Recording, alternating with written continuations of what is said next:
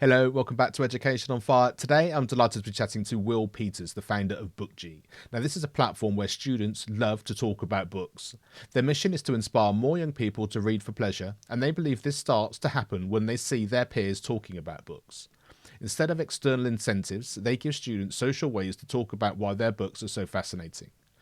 Their approach aligns with the research on building a lifelong love of reading for pleasure, and they have interactive book maps, profile artwork, and a global social layer to share their thoughts in a range of creative ways. Now, every feature is designed to help students go deeper into books, the stories, and the culture. Now, 2026 is the National Year of Reading, so what better way to get children engaged? Bookji is, in a sense, a modern reading platform for schools and libraries, and I know you're going to love seeing how this works today.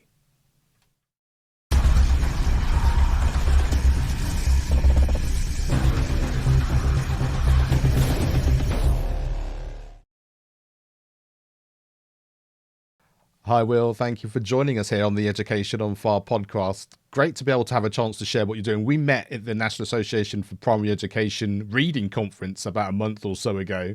And it was great that you reached out to say hello and say that you wanted to come along and really enjoyed what you were sharing about Bookji. So this is a chance for us to sort of dive in a little bit more, have a bit of in-depth understanding of how it works. And because we're doing this video only, we get a chance to sort of show that as well in that sort of behind the scenes so people get a real understanding of how it works, why it works, and that journey to make this creation a reality. Yeah, so brilliant. Thanks so much for being here.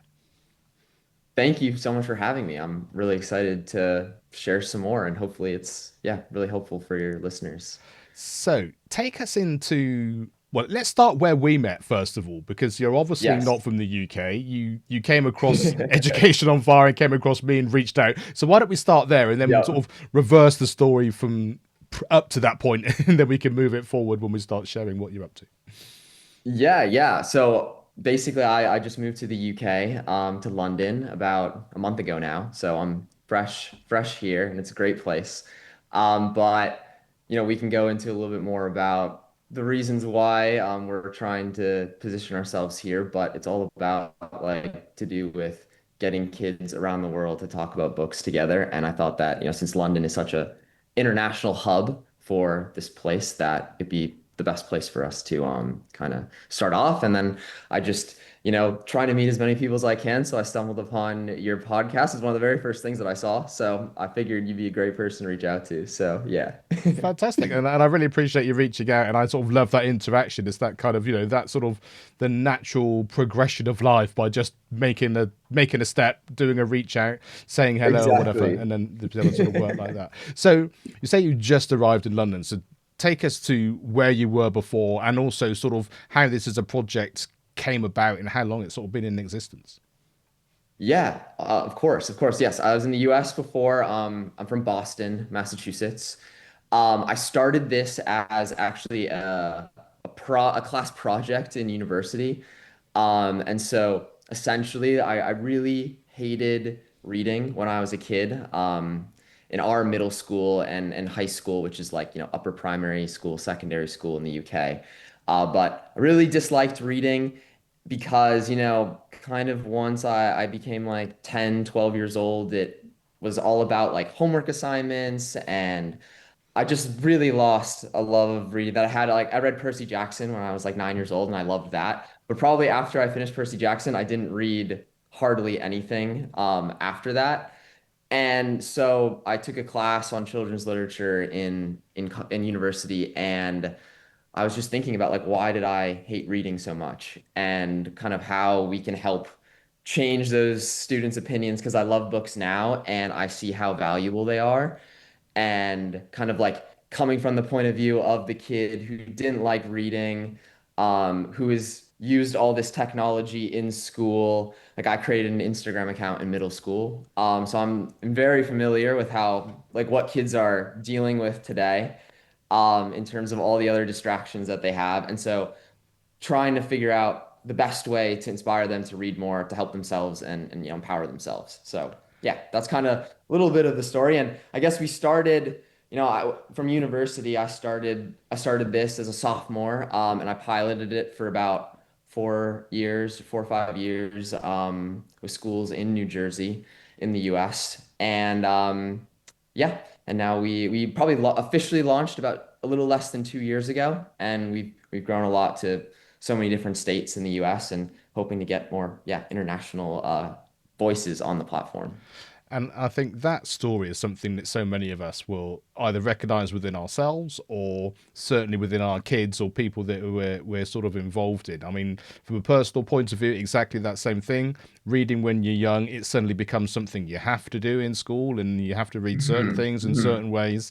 And I sort of came back into reading later on when I suddenly realized there was these things called autobiographies and I could actually talk and learn about someone I was really interested in for whatever that happened to be. And I think for me, it was Linford Christie. He just won the gold medal at the Olympics, and it was that kind of, oh right, I want to know more about this Hmm. guy, and what he's doing. And then all of a sudden, it Hmm. becomes a means to an end. It's an interesting thing. You're learning, you're sort of growing in that, and then you realise there's another one and another one, and then the whole world is out there for you if you just like say you step into Exactly. to how that works. And certainly Yeah. as a parent, the same thing happens. That our kids read at school, they read at home, and then you get to that point where it's like, can I read this? And it's like, well, you can at home, but at school, it's like, no, you need to get the books out of this particular box. And that's the sort of thing you can Hmm. do. And there was, and I can't remember the name, but it was like a classic book. And we were like, can they just sort of read the original? Because they're really excited about this.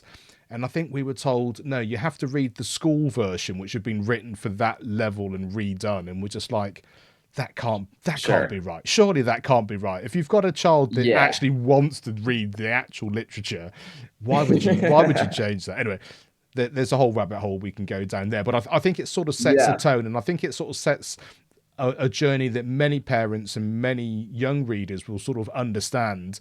And so the ability to kind of be able to shift the perception of what it is that's going to be, and like I say, to take them from the journey where they're enjoying reading and continue without that stop in the middle, I guess that's the ultimate goal.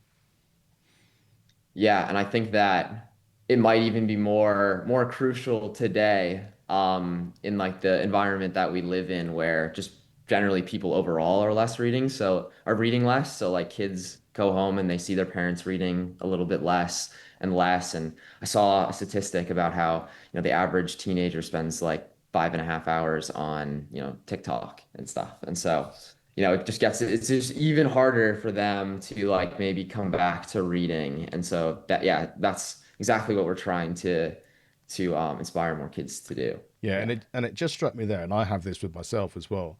You sort of have that sense of there's not enough hours in the day to do something, so let's assume it's reading because that's what we're talking about today. And then, like you say, you Uh-huh. realise you've been doing TikTok for 5 hours, and you could probably find half an hour of that to actually do something more Yeah. Yeah, constructive when you look or at to your read a book. screen time, you're always so surprised. Yeah. Yes, of how the sheer amount of time that you spend on the phone. Yeah, Yeah. yeah, yeah. Yeah. So I'm Yeah. interested as well. How did you go from, like, say, the idea of this being something you were doing at college to then Hmm. going, well, actually, there's more to it than just a project here.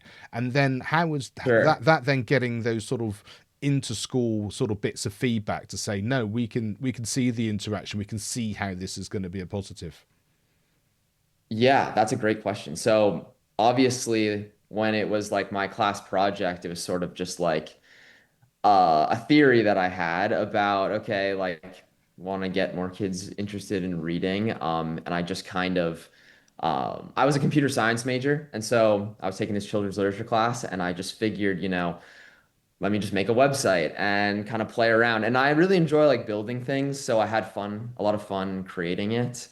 And then I was like, you know what, well, I think this could be useful. Why don't I like email a few schools and like see if their kids would like want to use it? All this hard work that I put into this project, I kind of want to see if it'd be helpful. And then they used it and there was a lot of feedback in me because obviously nothing when I first made the website like it was today. And so they gave feedback. They're like, it's essentially started as like a quiz where kids would answer a few questions and then we match them to books. But then they're like, okay, we want to see the summary of the book and we want, more books or we want, to see this or maybe my, friends would want to see how they rated it. So then I was like, oh, well, we can, add in emoji reactions. And that's why it's called Bookji actually, because the like kind of like the main first feature was you would react to books with emojis, and then your friends would see how you reacted, like, oh, it's fire, or it was like mind blowing, or something like that. More visual for kids. And so it is really mainly just like getting feedback from kids, and hearing what their thoughts and like all the things that we could add. And then I just kind of like took it and ran with it. But it's very feedback driven. If that, teachers would tell me, oh, this is cool, but like maybe it should do this. And I just would go back to the drawing board and yeah. I love that, Yeah. and I love the organicness of it, and also like you say, you only it's very easy to think, no, I've got this handled because it was my idea and I can see where it's going and that. But then, like you say, without the backwards and forwards, and the fact, I mean, you're a lot younger than I am, but you're still not a teenager who's just starting to read. And like you say, or a Yeah. teenager that's using emojis, which seems to be different today than it was when my teenagers were doing it like 5 years ago or even 5 months Sure. ago. Sure. And so that immediate Yeah. feedback of kind of, I would like to see this or I'd like it to work like that is absolutely invaluable, isn't it? Uh-huh. Yeah, no, I love hearing feedback. They've given a lot of great ideas, kids that we've implemented. Like I've Zoomed with lots of classes, and it's so much fun. Yeah, hearing what kids have to say about it. Yeah. And so if you're starting off just designing it yourself, like you say, a quiz, a website, and then to where it is today. So Mhm. you're obviously not in America at the moment. You've obviously got people using the platform. So have you got a team of people that are continually developing it? Is it just you still Yeah, doing it? yeah. How has it sort of No, grown and no, we matured? have a small team that's helping with the development. I try not to do as much of that anymore. And so that gets other people that are better than me at that do it. And so I do a lot of the other stuff. You know, talking to people, talking to schools, talking a lot of talking to everybody, which Yeah. is fun. I like talking. So Yeah. good. Fantastic. Well, Yeah. why don't we share Yeah. it? Why don't we show people what it's all about, and then from there we That maybe we'll sounds come up with some great. more questions and a chance to kind of see how it looks and feels, because I think this is going to be really interesting for people. Absolutely, absolutely. Yes. So essentially, this is kind of the profile page. So kind of like the home, almost the home page for the starting point for where a student starts. And this is like my profile on here. And essentially it looks a lot like social media. So it is very familiar for kids, and they do really, really gravitate towards that.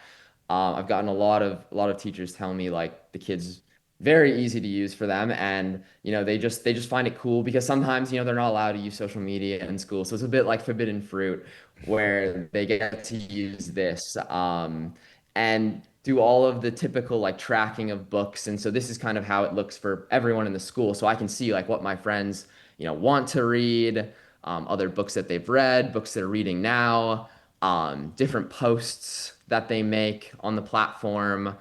There's really creative ways to talk about books that are visual and that can use humor and kind of bring out a student's creativity some more, and very visually appealing. Like kids are very visual learners, so it draws them in really well to finding a book interesting. So you can kind of like pair an idea with the text in a book. They can also do a lot of other things like write blogs, or keep notes.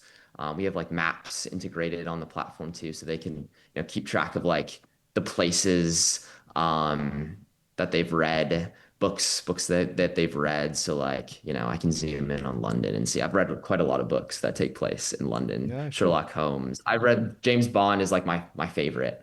Like King's Cross Station. Okay, obviously Harry Potter takes place there. And so it's very a visual platform in that regard. They can kind of for like the privacy too. There's lots of ways to customize their profile. So I can go in and choose different images. They can't you know upload their own images because it kind of could get out of hand. We try to give them like more structure, but still give them a lot of freedom. So like for example, these are the ones I chose. We offer a lot of like real artwork, which I think is really cool and unique from other platforms. So there's all these different pieces of art that they can choose from, and we kind of want to like introduce them because this piece of artwork that I chose, this portrait and they can click on it and learn more. It's a Van Gogh, but there's a whole story behind it. This is like, I think his postman's son. And so, they can go learn more about it. They see a friend and I think it looks really cool too. So there's lots of, but they can choose like avatars and everything, but lots of kids do pick artwork. And I really like when they do that because I think it's cool. And like a 13-year-old is picking like, a Pizarro painting or like a Degas painting. I think it's awesome. But so that's kind of like the profile, and they get to have like an identity in the school with like what they're reading, what they're learning about, what they're interested in.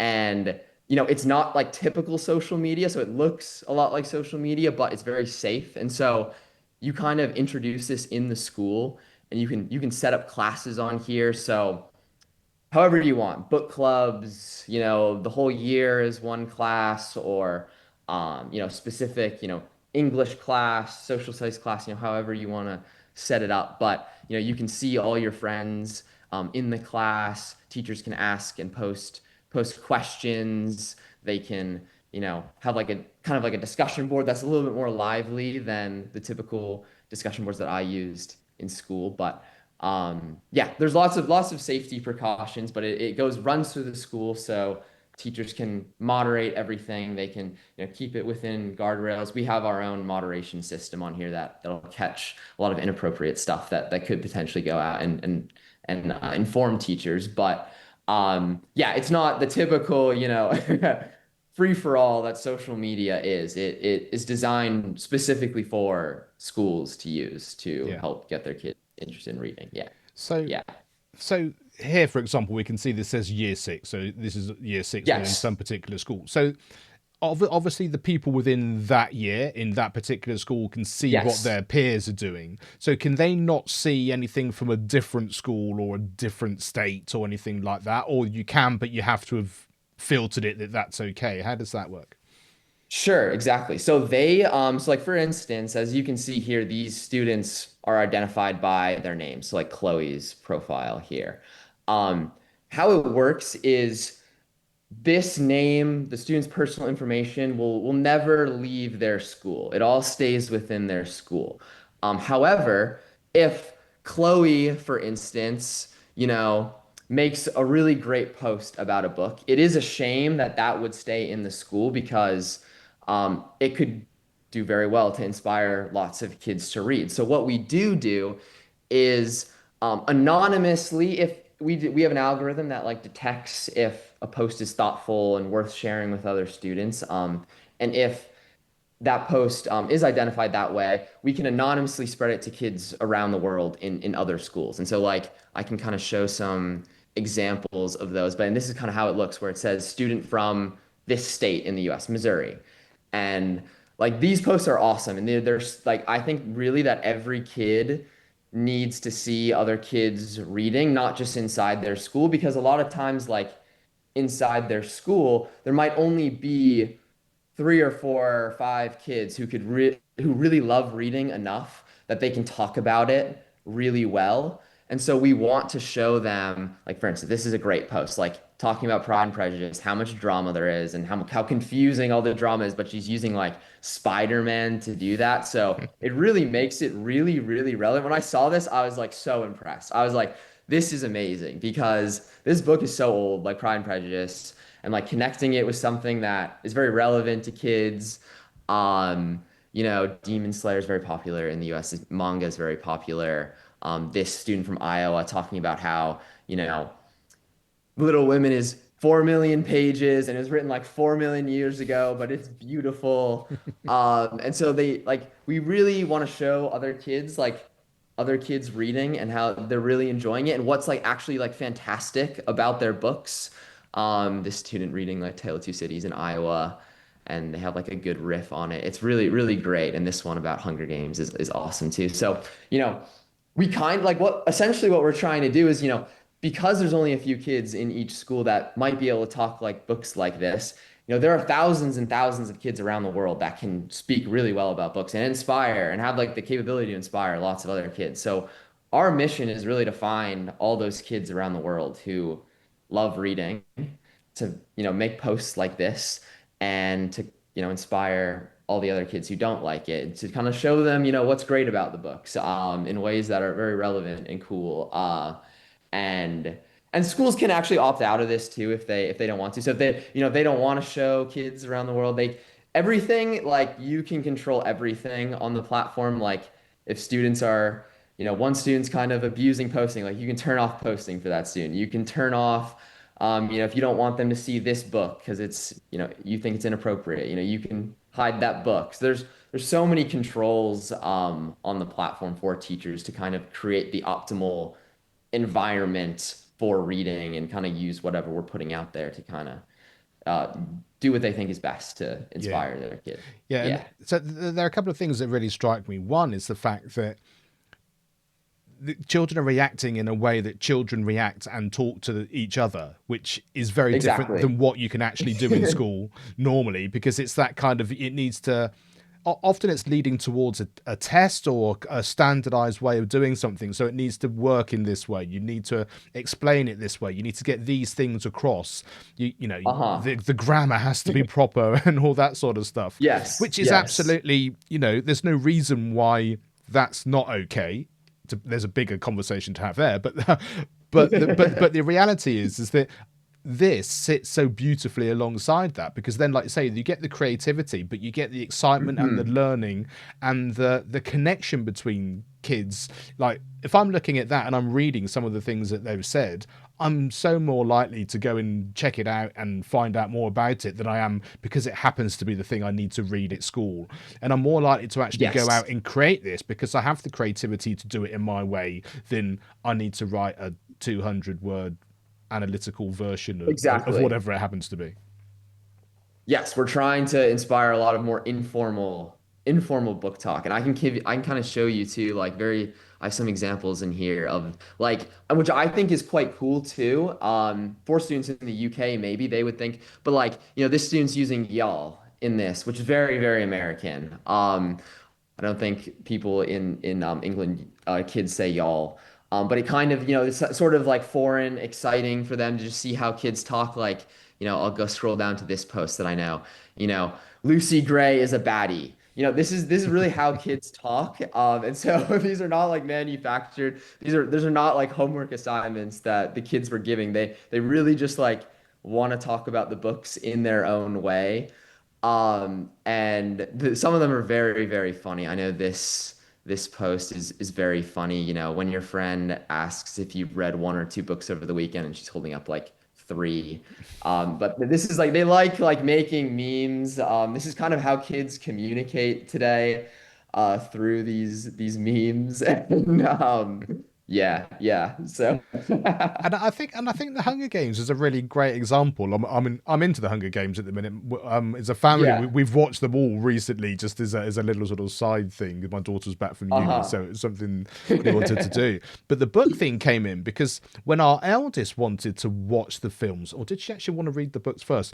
But my wife had read them all, but it was that Okay. sense of kind of, it's not about the film, actually it's about the book. And there must be people that have seen the films who then go and read the book to realize the books are different than the films generally, not just Hunger Games, but around those things, they're Yeah. adaptations, that they're someone's take on it. And so to be able to sort of guide people into literature from films, or either vice versa, True. like you say, you're kind of opening up a world that maybe you wouldn't necessarily get in that more traditional way.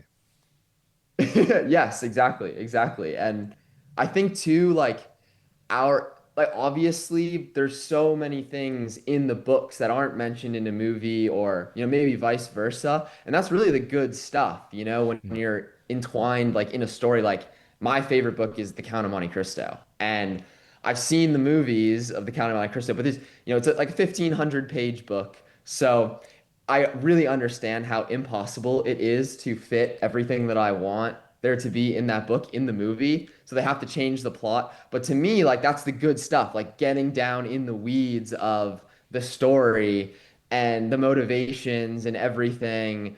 Sometimes it's hard for a movie to like replicate that. And I think, we're really trying to just show kids, students talking about all those things. Like this one right here I think this is the new Hunger Games. And like spoilers, but this kind of specific thing from the book. that they're talking about. We really want to just like show kids why books in and of themselves are so fascinating. Like I love movies, I love watching movies and TV shows too, but books offer a different thing. You know, it's not like either or. It's not like you have to like movies and TV shows or like books. You know, you can like both of them. They can offer different forms of enjoyment. Yeah. And so we're really, we just want kids to not think of books as boring because they're really not. And it's really a shame that me and my school and amongst my friends in school kind of had this like negative perception of reading. So we want the perception of reading to be right up there with the perception of like movies and TV shows, if Yeah. or even better, because I think they're better. They offer more. But I do love movies. Yeah.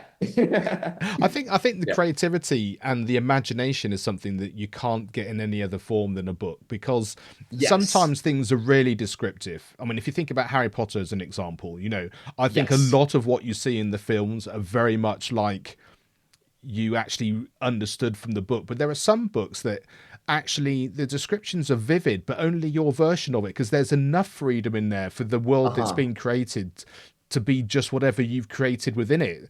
And I think, from an interaction point of view, a chance to be able to share that on something like Bookji is amazing, because it just gives you that sense of, oh, I thought it would look like this, but then someone's version of it looks like that. And actually, what did you think of this? What's your take of what this particular room looked like in this particular True. chapter or whatever? And you just that kind of there's so much scope there for real kind of imagination to sort of come to the fore, and like say that just opens dialogue, it opens thought, it opens Yes. connection. And like you say, and when you can, you're not asking someone to write you 100 words as to what they think it is. It could just be a meme. It's like, I think it looks like this, and then like we can see on the screen now there's a meme that comes back which is like, really? I think that's just so cool.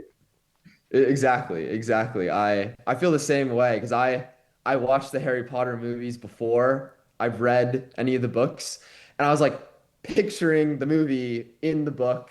When something was a little different in the book, I'd be like, oh, okay, that's I have to like change my movie adaptation of that. Like when Ron and Harry meet, it's not exactly the same.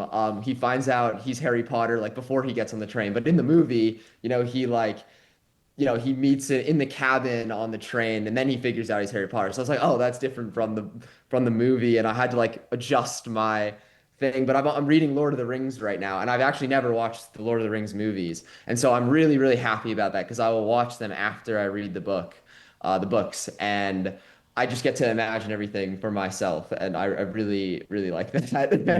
that. Cool. Yeah, So is yeah. there anything on the platform you want to show and explain to anyone, or maybe is there part of it that a teacher would find important in terms of knowing how to create something, or anything like that? Sure. I think probably I can, go back to the actual platform itself. Probably the number one thing that we get asked is about like privacy and safety on the platform. And so, that is always number one. And so I can maybe, there's lots of like school management in here, different analytics that we offer teachers. And so basically, you can create all these classes, you can manage your students and educators. We have like different reports about digital citizenship. So, we use AI to moderate the platform as kind of like a backbone, you know, taking care of like all the little things if kids use profanity or if they, say something that's bullying. It'll show up in here for you if like students were flagged or kind of like the most flagged students. And then you can kind of go in and take with these permissions different forms of action. So like I can go and turn off posts.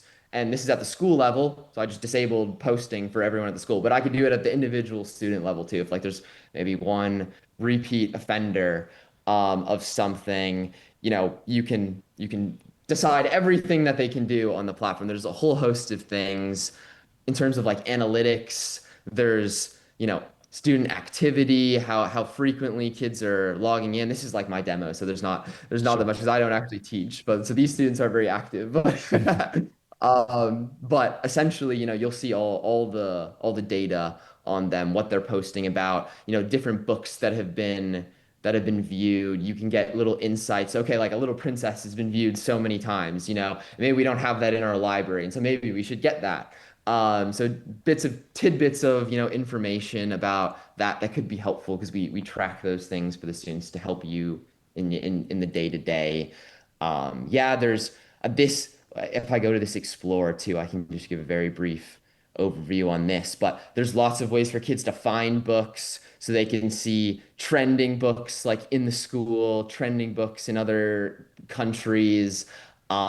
This again, we have so many maps, and so there's all these different places they can explore. So if I want to see like books that take place in London, we have this whole map. So here are books that take place in this area, and they can like zoom in and see kind of like down to like the street level, what books take place where. And oh, another thing is, so everything is attuned to their grade level. So, if I am or their age level, so if I'm, 10 years old, automatically, and I try to search up like Game of Thrones, it won't exist on the platform. You basically have to like go in yourself and say, okay, I want to open this up for my students, or maybe this particular student is very mature and they can handle kind of all books, but you have to like explicitly give them permission to see books maybe that are for a little bit older audience. So if I'm a 10-year-old, I'm not seeing probably Casino Royale on this map or anywhere on the platform. I can't really search it up. So everything is fit for their age range, and yeah. So that's kind of bit of an overview of it, but yeah. Cool. And just on the age range, what is the Yes, age range? Is it literally sure. 5 to 50, or where does it kind of fit So every into? book, has an age range, and it's not perfect, but we, get it from Google Books API, Open Library, API. So Harry Potter, for instance, for 8 to 12-year-olds, and so if you're within that range or lower, they can search up Dr. Seuss books on here on the platform. They're not really going to get recommended. We recommend like within the grade range, but Game of Thrones, maybe 18-year-old plus. That was set from like Google Books API, and that's what we go off of. So it's not a perfect system, but it does kind of provide a good guardrail for that making sure like the kids are seeing books that are appropriate for them. And then maybe if you don't agree with something, you can like hide a book for the students. So you have like an extra layer of, okay, I don't really want my students reading Sarah J. Maas right now. They're 11 years old. And something like that. I don't know, but it was just on the upper age. Probably wouldn't be for 11-year-olds, but you can specifically decide that book, we don't want to show that Yeah, yeah, one. yeah. So there's lots of, yeah, And yeah, and in terms yep, of the age of children on the platform, what's sort of the youngest yes, people that come in, and when do they sort of mature out the other end? Is it the end of school, or is sure. there anything sort of post that? Yeah, it's probably the lowest that we have on it now is like 8 or 9-year-olds. They really have to be able to read and talk about books. Um, for it to work with Yeah. them. So 9-year-olds is probably the lowest, and then up to 18. So in that range is what we have on the kids. Might go up more in the future, but really they have to be able to kind of handle social media and these types of things, and be able to talk about books. That's really. But you can turn off like their ability if I go here to create, a post. You could just turn off their ability to do that for younger kids. Maybe they could play around with the map. There's other things that can offer younger kids if maybe they're not ready for posting or messaging here. I can send posts back and forth for my students. Like so for most like kids that are 9 or 10, that just gets kind of automatically turned off Mm. from teachers, and so they can't use that feature. So you really get to decide. Yeah. But there's other things that they can check out on here. I think especially the maps and like creating a profile that they quite like customizing that for themselves and tracking their books, Yeah. they can do all that good stuff. Seeing what their friends have said. That's all great stuff for like the younger audience Yeah, as and well. and, and I think I really love that sense of, the immediacy of, like I said, so I'm reading Sherlock Holmes and now I'm in London and now I can see what's going on and I can see it. I mean, that's not, Yeah. I think that's a good idea, but I'm going to go and research that separately in a different way to, for it all to be there and it become part of the world that you're experiencing. I mean, it's where technology really takes a leap forward to help you be immersed in what you're learning, which I think is great. Absolutely. Absolutely. Yeah, yeah, no. And we've another thing that's really cool that we had on the map, and I can go to Paris, but we've had um that kid that Sherlock Holmes that popped up. So we have these are like character profiles. So kids can add different characters to their profile. But for instance, this one is in Paris. This is Hugo Cabret. I don't know if you've ever heard of the book, this The Invention of Hugo Cabret, Mm. but the author Brian Selznick created this profile for Hugo, and it shows up on the map. And this is his character, and he kind of went through and listed like the books he thought and kind of imagined that Hugo would have loved to have read to inspire more kids who like identify with Hugo.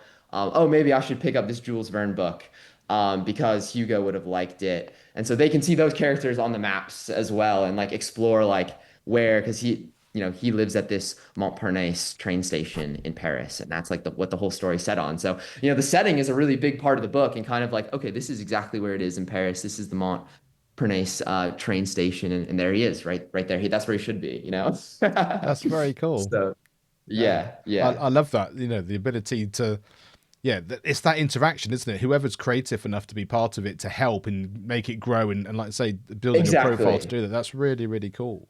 And so exactly. I think maybe my final thought on this is we talked about the benefits of this being kind of the peer to peer, the ability to interact and do it in that format. But I guess a creative teacher could actually help organize things in such a way that even if they've got structured things they need to cover and things that they want to be able to do, they could Yes. use this format in a way that's supportive for what they know they have to be able to do, but still keeping the essence of what you've built.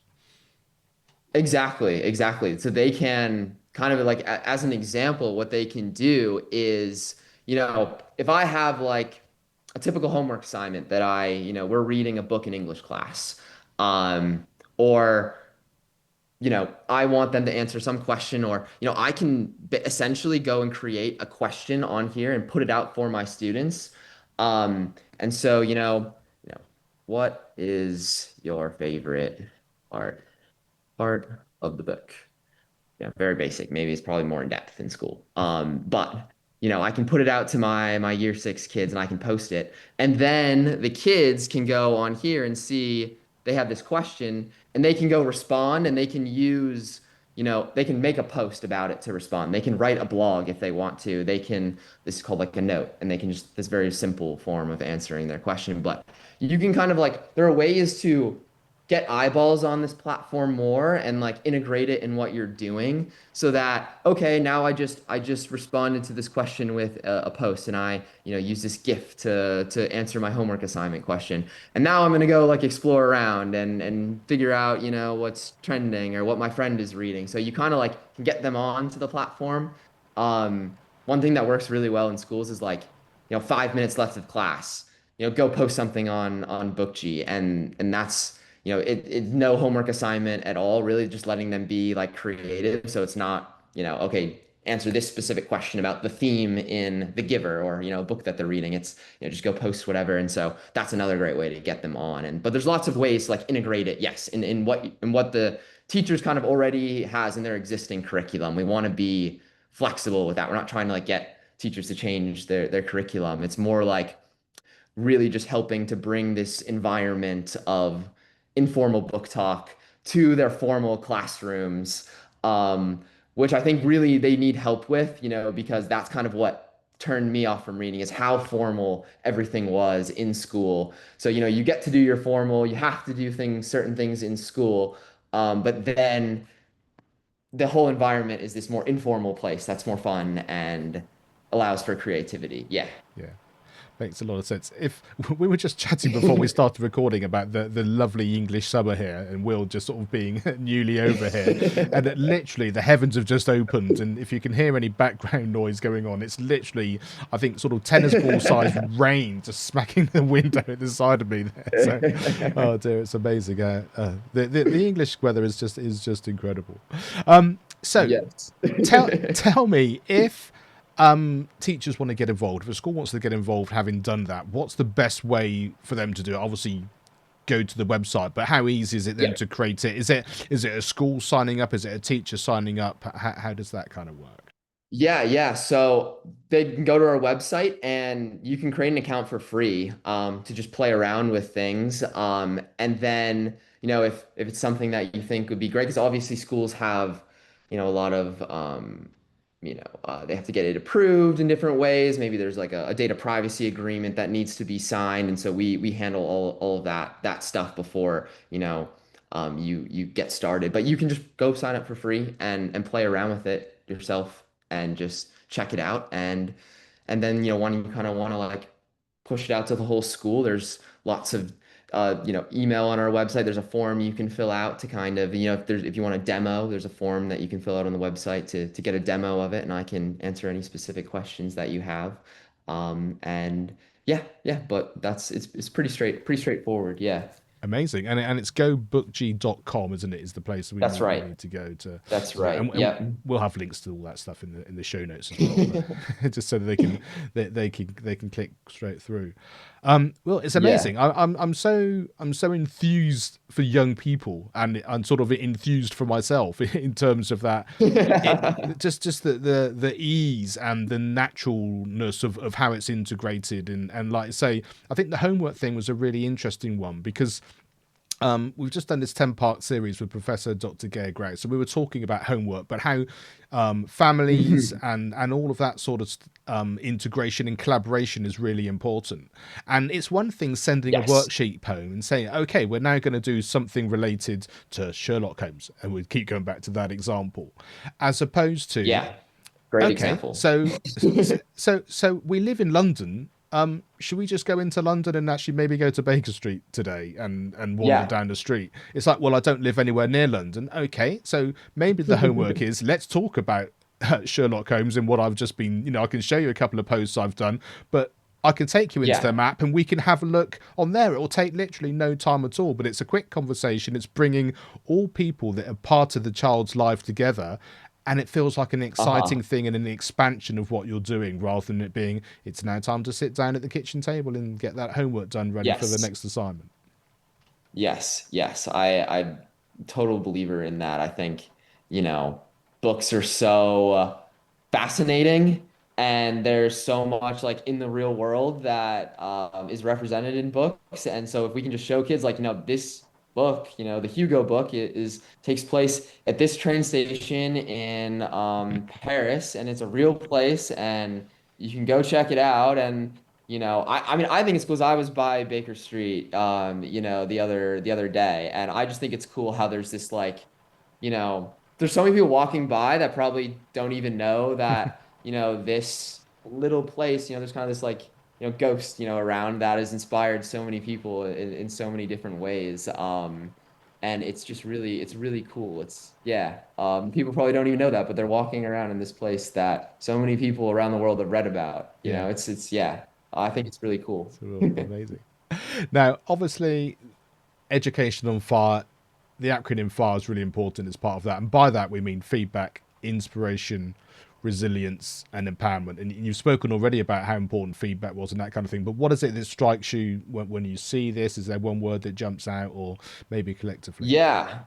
Yeah, I was kind of like debating between inspiration and empowerment when you first showed me this, but I think the more um the more powerful one is empowerment. I think that, kind of going back to what I was talking about before with like there are thousands of kids who have like an amazing voice and are so passionate about reading, like the girl in Missouri who was posting about Pride and Prejudice and Spider-Man and she like loves books and it is, for her to be on a platform that's safe and secure and then can go and inspire kids around the world through her amazing passion of reading and help other kids in other parts of the world, is I think so empowering. And then it also is very, gives kids a lot of like motivation to want to go and post more. If they can see, oh my God, I'm like, look at this impact that I'm having of, people are really liking what I'm talking about in my books. And,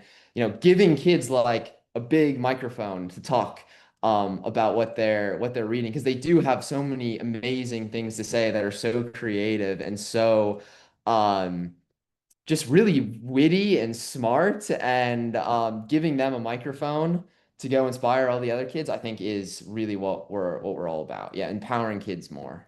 Yeah. Amazing job. It's great to chat and to really be able to sort of dig into exactly the history, but also Yeah. the possibilities. So thanks so much. I really appreciate you sharing it with us today. No, thank you. Thank you so much. It's been awesome being on the podcast. So thank you. Education is not the filling of a pail, but the lighting of a fire.